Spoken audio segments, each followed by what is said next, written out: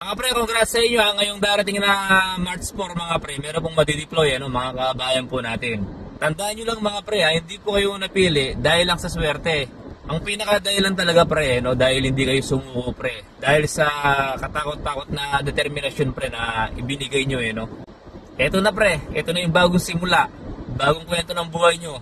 Mga pre, alam namin hindi madali ang proseso mga pre. May luha, may pagod.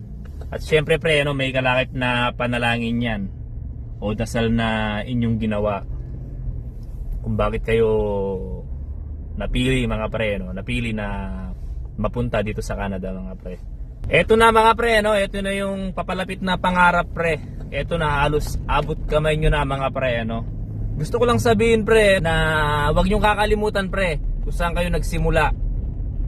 Muli pre, ako si Kadiscarding Butcher, nagsasabing mag-ingat po kayo palagi and God bless. See you soon pre ha, see you soon.